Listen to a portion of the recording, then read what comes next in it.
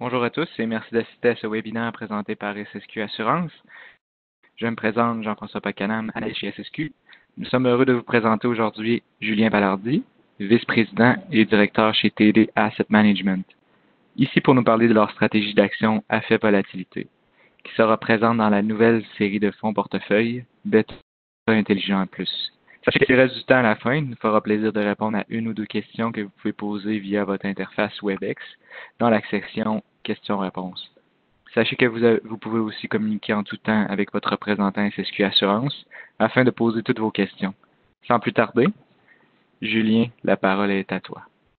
Merci beaucoup. Donc, merci de me recevoir aujourd'hui.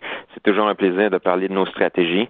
Aujourd'hui, je compte parler des stratégies de faible volatilité, mais aussi donner une courte introduction à propos du groupe quantitatif de TD Asset Management, puis probablement commencer d'abord par parler un peu de TD Asset Management en tant que tel. Donc, à la première page, qui est TD Asset Management ou gestion de placement TD en bon français?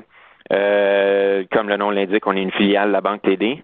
Quelque chose que certaines personnes savent, peut-être pas tout le monde, c'est qu'on est, depuis l'acquisition de Greystone Capital Management, on est rendu le plus gros gestionnaire d'actifs au Canada, à la fois incluant des fonds mutuels et des actifs institutionnels. Peut-être un secret un peu mieux gardé, c'est le fait que TD Asset Management tient ses racines à l'origine beaucoup du côté de la gestion institutionnelle. Donc, on est aussi le plus gros gestionnaire d'argent de fonds de pension au Canada. Et je me rappelle quand j'ai joint TD Asset Management dans le groupe quantitatif, à l'époque, on avait uniquement de l'argent institutionnel et maintenant, on est balancé 50-50 entre des fonds mutuels et des fonds institutionnels. Maintenant, un autre point intéressant sur TD Asset Management, c'est que les classes d'actifs qu'on gère sont très diversifiées. Donc, on gère à la fois des classes d'actifs plus traditionnelles comme les actions et les obligations, mais aussi maintenant, on gère des classes d'actifs plus alternatives comme de l'immobilier ou des hypothèques. Donc, ça, c'est courte introduction pour TD Asset Management. Maintenant, les stratégies à faible volatilité, de quoi il s'agit exactement? TD Asset Management domine dans certains domaines spécifiques, je dirais, et c'est définitivement le cas dans les actions à faible volatilité. Donc, à la page suivante, vous pouvez voir la croissance, l'historique de croissance des actifs dans les stratégies à faible volatilité. On a réellement commencé la recherche sur ces stratégies-là en 2007, puis je vais vous montrer dans quelques instants qu'est-ce qu'on a vu à l'époque, là, en 2007, quand on a regardé les données empiriques, ça nous a très surpris, je dirais. Et en 2009, on a décidé de lancer des fonds basés sur cette recherche-là. Donc, le premier fonds à faible volatilité, c'est un fonds canadien pour des investisseurs institutionnels. On a été les premiers à lancer ces stratégies-là au Canada. On était parmi les premiers au monde, pas exactement les premiers, mais on a suivi de pas très loin. Je dirais que si on avait lancé à l'origine en 2007, quand on a commencé la recherche, on serait probablement les premiers. Ceci dit, on a suivi de quelques années. Et nos stratégies sont parties de zéro. Et 10 ans plus tard, comme vous voyez maintenant, on a plus que 20 milliards d'actifs dans ces stratégies-là. Donc, c'est je dirais qu'à TDAM, c'est un success story là, assez exceptionnel. Et aujourd'hui, on est bien entendu les plus gros gestionnaires d'actions à faible volatilité au Canada, étant donné qu'on était les premiers à lancer. Mais même dans le monde, on est parmi les 5 plus gros joueurs là, dans ce type de stratégie-là. Donc, à la page suivante, je vais vous montrer la photo de famille de notre groupe. Ça, c'est les gens avec qui je travaille tous les jours. Donc, on est une équipe de 17 personnes. Techniquement, on est un peu plus que ça, mais les personnes qui touchent aux stratégies à faible volatilité, c'est vraiment 17 personnes dans le groupe. C'est une équipe qui est gérée, qui est dirigée par Jean Masson, qui est à l'origine la personne qui m'a engagé quand j'ai joint le groupe il y a 13 ans de ça. Je ne veux pas non plus m'en vanter, mais on est essentiellement la plus grosse équipe quantitative de ce genre au Canada. Donc, on est, je considère que j'ai vraiment de la chance de faire partie de cette équipe-là. Le fait qu'on est la plus grosse équipe nous donne beaucoup d'avantages, surtout dans l'espace quantitatif. Là, les coûts fixes sont typiquement très élevés. Donc, la taille, le scale est important. C'est ce qui nous permet d'avoir les meilleures données, d'avoir les projets de recherche les plus intéressants, les plus cutting edge, avoir la meilleure technologie aussi. Donc, toutes ces choses-là sont très importantes qu'on gère des stratégies quantitatives. Et comme vous voyez, le groupe est séparés en sous-groupes, là, je dirais, il y a l'équipe de gestionnaire de portefeuille, l'équipe de recherche et en bas, en bleu, ce que vous avez, c'est l'équipe de données. Donc, l'équipe de recherche est en vert et l'équipe de gestionnaire de portefeuille en jaune.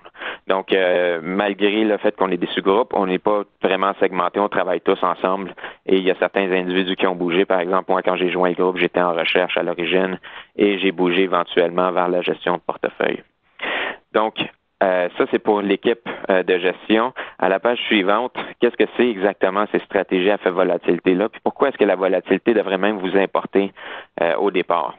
Donc, une des réponses, il y a plusieurs réponses à ça, et une des réponses, c'est l'impact que la volatilité peut avoir sur vos rendements totaux à long terme. Souvent, c'est quelque chose dont les gens ne sont pas vraiment conscients, mais si on illustre ce principe-là par un exemple relativement simple, si vous imaginez que vous avez un portefeuille qui subit une perte temporaire, disons comme ce qu'on a vu au mois de mai, d'environ 5 ce qui est nécessaire pour récupérer de cette perte-là en termes de rendement pour retourner à où vous étiez avant la perte, c'est essentiellement un rendement d'un peu plus que 5 Techniquement, là, ça va être 5,26 donc, essentiellement, vous devez tout le temps avoir un rendement un peu plus haut que ce que vous avez perdu à cause de l'effet du compounding, donc les rendements composés.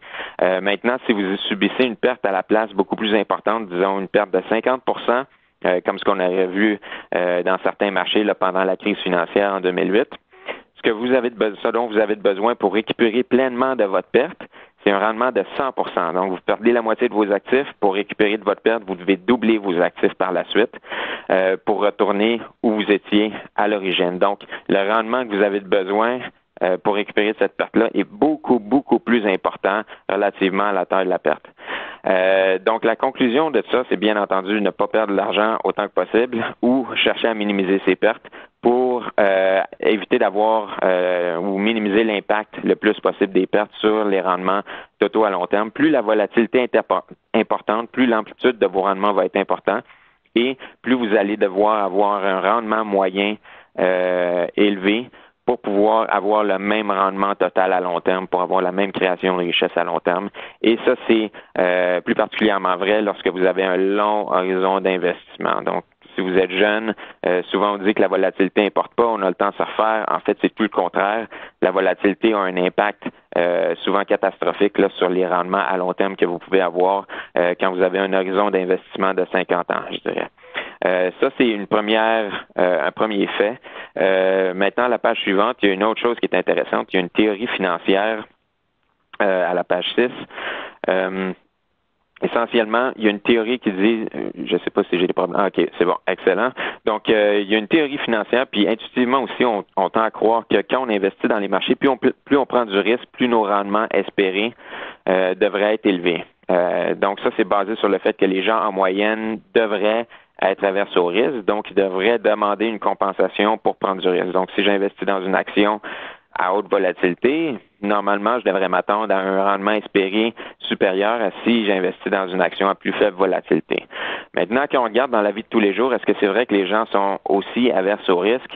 Il y a quand même des loteries qui existent, il y a des casinos qui existent, et les gens sont non seulement pas si averses au risque que ça, mais souvent, même des fois, ils sont prêts à payer pour prendre du risque. Donc, ce qu'on observe dans les marchés, en réalité, c'est très loin de la théorie financière. Ce qu'on observe dans les marchés, quand on regarde l'évidence empirique, c'est qu'il n'y a pas vraiment de relation entre risque et rendement. Même des fois, la relation est négative. Donc, ça va complètement dans le sens contraire de la théorie financière. Et cette théorie-là, en fait, il y a un monsieur qui s'appelle Bill Sharp qui a gagné un prix Nobel pour cette fabuleuse théorie qui, en réalité, ne marche absolument pas. Donc, vous pouvez imaginer là qu'est-ce qu'il aurait gagné s'il y avait eu une théorie qui marchait. Donc, si vous ne me croyez pas que ça marche absolument pas, à la page suivante, on a de l'évidence empirique qui supporte ça. Donc, à la page 7, ce qu'on voit, c'est des rendements de quintil. Essentiellement, on a pris l'univers d'investissement MSCI World, qui inclut les marchés développés, et on a pris tous les titres de cet univers-là, et on les a séparés en fonction de leur volatilité ou de leur risque. Donc, à la gauche, complètement, vous avez tous les titres qui sont les moins volatiles de cet univers d'investissement-là. Et au fur et à mesure qu'on va vers la droite, on augmente au fur et à mesure la volatilité des titres. Et quand on regarde les rendements de ces portefeuilles de quintiles-là qui ont des niveaux de risque différents, ce qu'on observe, c'est que non seulement il n'y a pas de relation positive entre le risque et le rendement, mais en réalité, cette relation-là est négative, comme je mentionnais précédemment. Donc, c'est un peu une surprise quand on a vu ces chiffres-là en 2007. On s'est dit, on devrait lancer une stratégie basée sur ces principes-là, qui investit pleinement dans le marché des actions, mais qui minimise le risque le plus possible de sorte à ce que nos clients ne prennent pas de risques qui ne soient pas compensés. Donc, l'idée, c'est vraiment d'aller chercher la compensation maximale possible pour chaque unité de risque que vous prenez quand vous investissez dans le marché des actions. Et ça, c'était le concept des stratégies à faible volatilité. Donc, à la page suivante, il y a une autre question qu'on s'est posée. On s'est demandé, est-ce qu'il y a des circonstances exceptionnelles dans lesquelles les titres les plus risqués de notre univers d'investissement peuvent surperformer? Et la réponse est bien entendu oui, il y aura certaines circonstances où ça va se produire. Donc, ce qu'on a regardé, c'est essentiellement les rendements des mêmes portefeuilles de quintiles en fonction de leur volatilité. Mais maintenant, on a décomposé l'environnement, ou disons décomposé les conditions de marché en 3 types de régimes, donc les marchés très haussiers, les marchés très baissiers, et finalement les conditions de marché normales là, qui se situent entre les 2 autres régimes, donc ce qu'on voit dans le 3e graphe. Ce qu'on observe, c'est que les titres à plus haute volatilité vont surperformer dans des contextes de marché très haussiers, ce qui est à peu près 18% du temps, donc on va dire 1/5 du temps. Ceci dit, ça vient avec un coût très substantiel parce que dans les marchés très baissiers, vous allez, si vous investissez dans les titres à plus haute volatilité, vous allez sous-performer de beaucoup le reste de votre univers d'investissement. Donc ça, c'est essentiellement des pertes que vous allez subir au pire moment quand les marchés sont très à la baisse. Et finalement, dans les conditions de marché normales, comme on voit sur le 3e graphe, il n'y a pas vraiment de relation claire entre rendement et risque. Donc ça veut dire que quand vous investissez dans des titres plus risqués, votre attente en général, ça va être de surperformer uniquement 1/5 du temps. Le reste du temps, vous allez soit sous-performer ou soit il va y avoir aucune relation entre risque et rendement. Donc c'est encore, disons, de l'évidence à l'appui de ne pas investir dans ces titres les plus risqués-là, parce que non seulement vous allez subir plus de volatilité, donc vous allez être dans des montagnes russes, puis vous allez même pas vraiment être compensé la majorité du temps pour ce risque-là. Et puis, comme ce qu'on a vu sur l'acétate précédente, en moyenne, les titres les plus risqués ne sont pas compensés. Donc, en fait, les titres les moins risqués ont tendance à surperformer. Là, l'évidence empirique qu'on voit à travers tous les marchés, c'est que les titres les moins risqués ont tendance à surperformer les titres les plus risqués sur des longues périodes de temps. Donc, à la page 9, la page suivante, on a essentiellement l'objectif des stratégies à faible volatilité. Donc, je ne sais pas si ça lag de mon côté. À la page 9, on a essentiellement, ce qu'on cherche, c'est... Pardon, je ne sais pas si quelqu'un peut changer la page à la page 9. Oui, Julien, Oui. les slides sont changés assez rapidement. Ah, OK. Je pense que c'est peut-être de ton côté que ça lag. Oui, peut-être. OK, je vais continuer à parler. Dans ce cas-là, je vais me fier au fait que la slide a changé. Donc, l'objectif des stratégies à faible volatilité, c'est pas vraiment de battre les marchés à long terme. Donc, l'objectif de la majorité des gestionnaires actifs, c'est de façon intéressante de battre les marchés à long terme, peu importe le niveau de risque qu'ils prennent. Nous, on a décidé d'utiliser l'approche un peu contraire. Donc, notre objectif, c'est de livrer des rendements semblables au marché. Puis, en fait, ce qu'on va voir un peu plus tard, c'est que typiquement, puis sur la base de l'évidence empirique, on a aussi tendance à surperformer les marchés. Mais ceci dit, on va livrer ces rendements-là avec beaucoup moins de volatilité que les marchés. Donc, notre objectif, c'est de réduire le risque par environ 25 à 30 sur des longues périodes. Donc, souvent, on fait référence à un cycle de complet de marché. Donc, c'est pas des périodes. Un cycle complet de marché, c'est pas une période où les marchés ont des rendements de 20 ou 25 mais c'est pas non plus des périodes où les marchés ont des rendements négatifs de 20 Donc, c'est des périodes où les marchés ont des rendements en ligne avec les rendements espérés à long terme des marchés. Donc, ça, c'est l'objectif de la stratégie. L'objectif ultime, c'est vraiment, comme je le mentionnais précédemment, livrer le plus de rendement possible par unité de risque que vous prenez, donc avoir le plus de compensation possible pour votre risque, parce qu'ultimement, des investisseurs, c'est pas supposé agir seulement comme des spéculateurs. Donc, l'idée, c'est vraiment d'être compensé pour le risque qu'on prend. Maintenant, comment est-ce qu'on va chercher cette compensation de risque-là et comment est-ce qu'on cherche à minimiser notre risque dans les marchés? Donc, à la page suivante, on a un aperçu de notre processus. Donc là, c'est vraiment là où on est très différent de nos compétiteurs. Et ça, on a décidé d'être très différent dès le départ quand on a lancé nos stratégies. On a fait beaucoup d'analyses sur comment le mieux construire nos portefeuilles et très rapidement, on est arrivé à la conclusion qu'on avait besoin de nos propres modèles de risque. En fait, quand on a fait nos premiers tests, c'était avec un modèle de risque commercial qu'on utilisait à l'époque. Puis on s'est rendu compte que ça c'était pas vraiment à la hauteur de nos attentes. On a décidé de construire nos modèles de risque, disons, taillés sur mesure autour de nos stratégies, plutôt qu'avoir à adapter nos stratégies au modèle de risque qu'on utilise. Et il y a plusieurs caractéristiques, je ne vais pas rentrer dans les détails techniques, mais il y a plusieurs caractéristiques qui font que nos modèles de risque sont beaucoup plus adaptés aux stratégies à faible volatilité. Une des grosses caractéristiques, c'est la devise de référence qui est utilisée dans la construction de nos modèles de risque. La majorité des modèles de risque commerciaux et utilisés par nos concurrents sont construits d'une perspective de dollar américain, alors que nos clients sont des investisseurs canadiens. Donc, nous, on a tout construit d'une perspective de dollar canadien. Et ça fait une différence assez substantielle sur la construction des portefeuilles. Donc ça, c'est une des raisons importantes pour laquelle on a décidé de construire nos propres modèles de risque. On a dû investir du temps et bien entendu engager des ressources pour construire ces modèles-là. Donc, on a vu précédemment sur l'organigramme, les gens qui font partie de l'équipe de recherche ont été dédiés en grande partie à la construction de ces modèles-là à travers les 10 dernières années et l'amélioration de ces modèles-là aussi. Maintenant, à la page 11, à la page suivante, ce qu'on observe, c'est les résultats de notre approche d'investissement avec la performance depuis le démarrage de la stratégie du fonds à faible volatilité d'Action mondiale. Donc, une caractéristique très intéressante, premièrement, sur la base de l'évidence empirique que j'ai présentée précédemment, une de nos attentes, ce serait de sous-performer dans les marchés haussiers, mais de surperformer significativement dans les marchés baissiers. Maintenant, ce qu'on observe, c'est une très forte asymétrie dans les résultats qu'on a obtenus depuis qu'on a lancé nos stratégies. Dans les marchés baissiers, on a tendance à avoir une fraction de la performance négative des marchés. Donc ça, c'est ce qu'on voit, disons, les épisodes qu'on voit dans les carrés verts. Donc, on a vraiment, je dirais, il y a eu des périodes même où les marchés étaient très fortement à la baisse, comme le troisième trimestre 2011, par exemple, alors que nous, on a eu des rendements essentiellement flats, donc presque autour de zéro. Et un autre exemple, disons, le pire trimestre qu'on a vu en termes de capture à la baisse, ça a été le quatrième trimestre de l'année dernière, où en fait, on avait une capture de moins de 50%. Donc, même là, on a énormément protégé contre les pertes, ce qui est vraiment un des objectifs centraux de la stratégie pour les raisons que j'ai expliquées précédemment.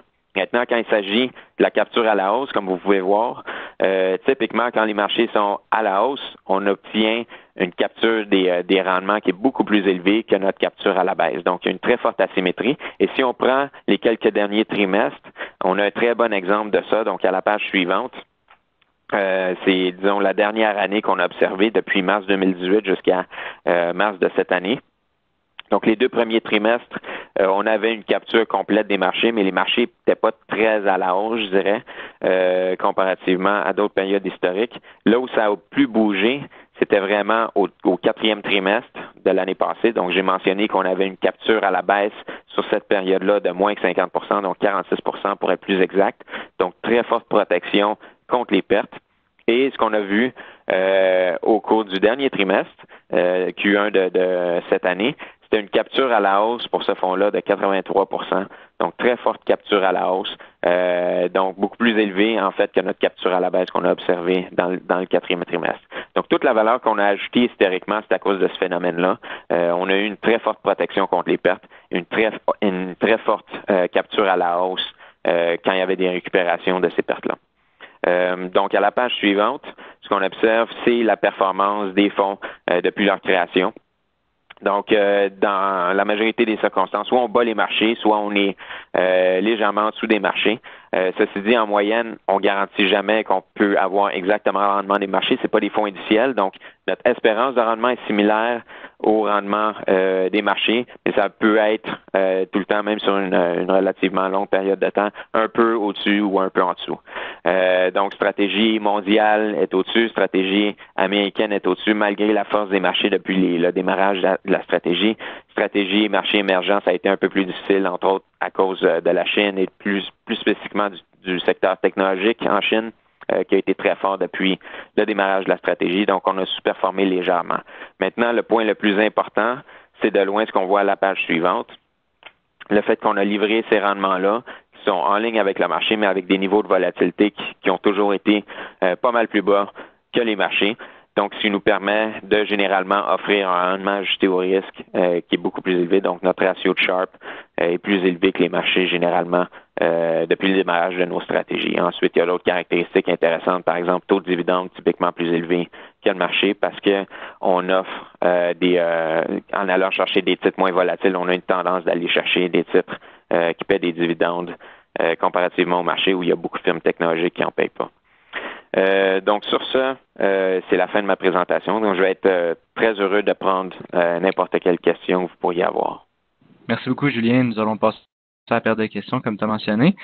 Donc, la première question qui a été posée, c'est quelle est votre politique par rapport à la couverture de devises? OK, ça, c'est, en fait, je parlais des particularités qu'on avait dans nos stratégies comparativement aux concurrents. Ça, c'est une des grosses particularités.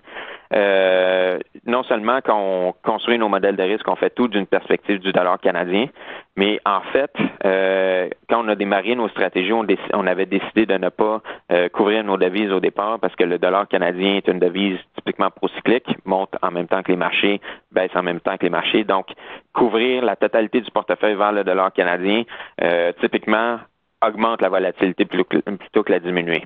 Maintenant, au cours des dernières années, on a vu qu'il y a eu quelques changements dans les marchés, donc le dollar canadien est devenu de plus en plus volatile et on a décidé de couvrir certaines devises, de les ramener vers le dollar canadien. Donc ça, c'est une des particularités de nos stratégies. En ce moment, ce qu'on couvre comme devise, c'est le pound britannique, l'euro, le dollar australien et le dollar néo-zélandais. Donc, dollar australien et dollar néo-zélandais, c'est largement parce que c'est des devises qui sont encore plus cycliques que le dollar canadien. Et l'euro et le pound britannique, c'est largement à cause de l'incertitude géopolitique qu'on observe à l'heure actuelle dans les marchés. Donc, au niveau de la totalité du portefeuille, c'est quand même moins que 20% du portefeuille qu'on couvre, qu'on ramène vers le dollar canadien. Néanmoins, ça nous permet de réduire notre volatilité davantage au-delà de ce qu'on peut faire juste en construisant notre portefeuille avec des actions et en cherchant à minimiser le risque. Un point intéressant que je dois mentionner, c'est dans la construction de notre modèle de risque, on construit toute la perspective du dollar canadien, sauf quand on couvre une devise, où à ce moment-là, on va devoir analyser le risque d'une perspective de la devise locale.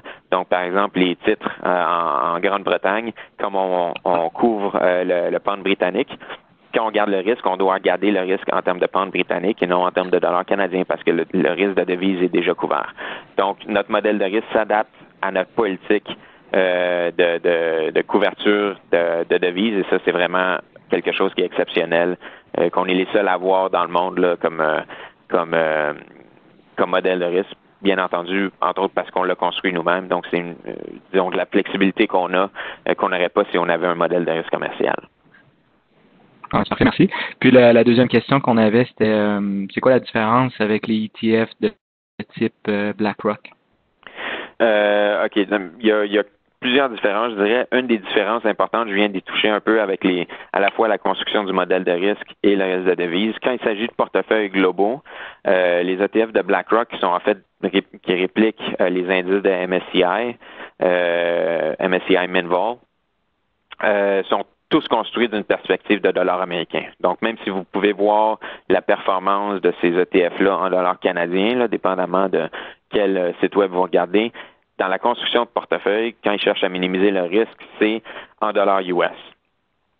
Pourquoi est-ce que ça importe? Essentiellement, si vous avez le dollar canadien qui est rallié à un certain moment, si les actions globales sont stables, ce que vous allez voir, c'est essentiellement vous allez subir des pertes quand vous investissez globalement. Donc, la volatilité du dollar canadien, la direction du dollar canadien est assez importante là pour mitiguer les pertes de vos portefeuilles. Donc, c'est important de prendre ce facteur-là en considération dans la construction du modèle de risque.